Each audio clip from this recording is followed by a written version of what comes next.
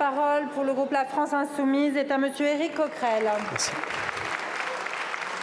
Monsieur le ministre, nous nous sommes rendus ce dimanche à Rafah avec plusieurs parlementaires. Nous avons été porter un message de paix, le cessez-le-feu permanent et immédiat, assorti de la libération des otages.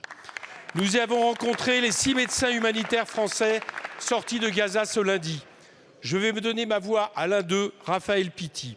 Il parle de rues et de trottoirs sans 1 mètre carré de libre parce que 2 millions de personnes qui ont fui le nord de Gaza bombardé, puis le sud de Gaza bombardé à son tour, sont désormais massés sans aucun abri dans un espace prévu pour en accueillir 200 000.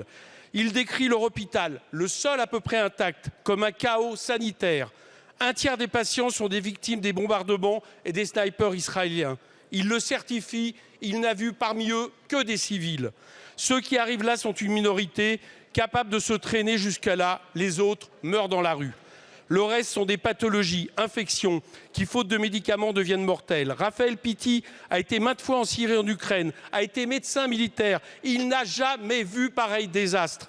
Il dit aussi, il y a pire que tuer un homme, c'est lui enlever sa dignité.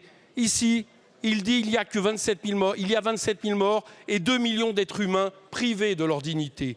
Quand on demande que pensez-vous du risque génocidaire énoncé par la Cour de justice internationale, les 6 répondent en même temps le génocide est en cours.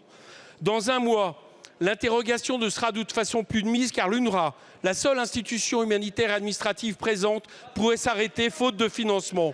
Pour Raphaël Pitti, si l'UNRWA s'arrête, la population est condamnée. Monsieur le ministre, votre position pour un cessez-le-feu a été appréciée en Égypte et par les représentants palestiniens. Mais sur cette question vitale, la France doit faire plus. La France n'a pas suspendu son aide, mais pouvez-vous nous affirmer qu'elle s'engagera à poursuivre les versements à l'UNRWA, au moins jusqu'au rendu du groupe d'évaluation de sa neutralité créé par l'ONU et mené par Catherine Colonna? Que compte-t-elle faire pour que les pays qui ont interrompu leur versement, les États-Unis mais aussi les autres pays européens, reviennent sur cette décision? Merci. La parole est à Madame Prisca Thévenot, porte-parole du gouvernement. Merci Madame la Présidente. Monsieur le député Coquerel, je ne vais pas reprendre tous les éléments que j'ai pu fournir à votre collègue la députée Sebbahy. Simplement vous répondre sur l'UNRWA si vous le voulez bien et vous transmettre la réponse du ministre des Affaires étrangères qui est encore en tournée diplomatique dans la zone. Au vu de la situation humanitaire catastrophique à Gaza, la France poursuit la programmation de ses soutiens aux agences des Nations Unies qui ne prévoyaient aucun versement à l'UNRWA au premier trimestre 2024. Nous attendons les conclusions du rapport dont la rédaction a été confiée à Catherine Colonna par le secrétaire général des Nations Unies. Je vous remercie, Madame la Ministre.